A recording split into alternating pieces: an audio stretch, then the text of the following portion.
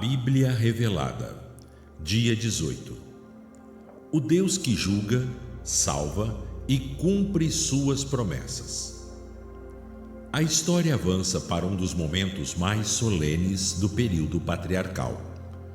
O Deus que prometeu a Abraão agora manifesta sua justiça sobre cidades inteiras e, ao mesmo tempo, sua misericórdia sobre famílias específicas.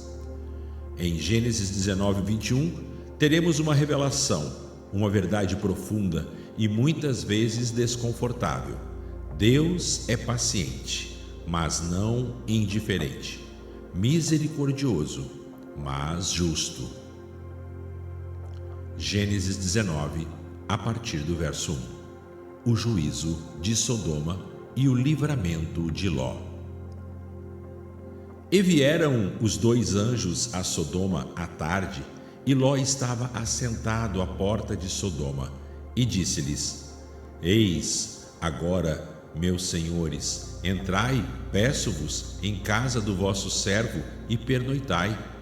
Mas os homens da cidade cercaram a casa e disseram: Onde estão os homens que esta noite vieram a ti?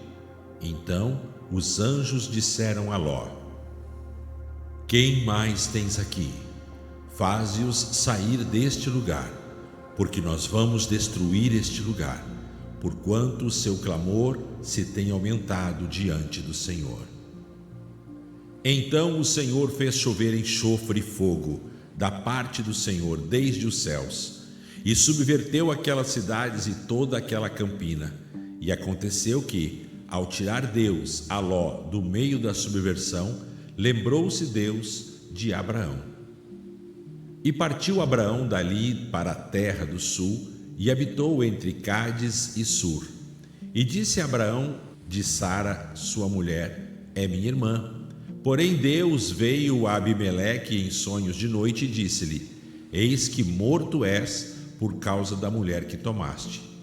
E disse Deus: Agora, pois, restitui a mulher ao seu marido, porque profeta é.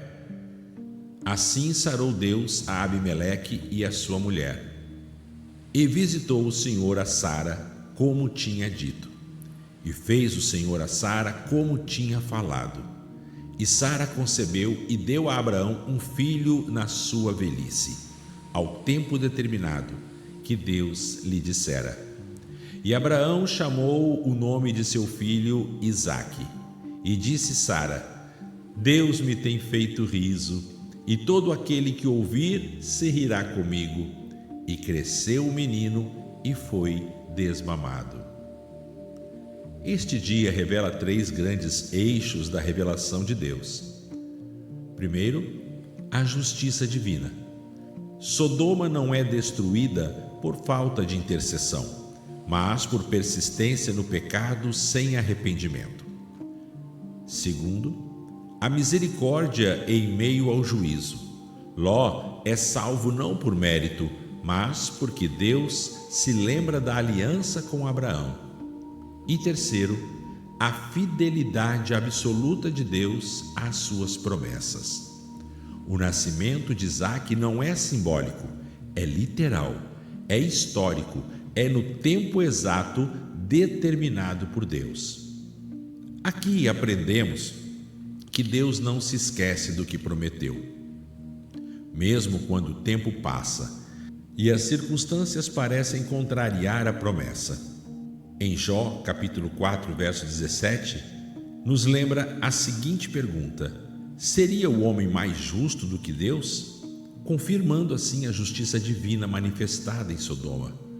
Em Salmo 103, de 8 a 10, diz o seguinte: Misericordioso e piedoso é o Senhor, tardio em irar-se e grande em benignidade. Deus tem equilíbrio perfeito entre juízo e misericórdia. Isaías 54, 10. Porque os montes se desviarão e os outeiros tremerão, porém a minha benignidade não se desviará de ti. Em Hebreus 11, 11. Pela fé, Sara recebeu força para conceber, confirmação posterior da fé que sustentou a promessa. Deus não cumpre promessas parcialmente. Ele cumpre no tempo certo.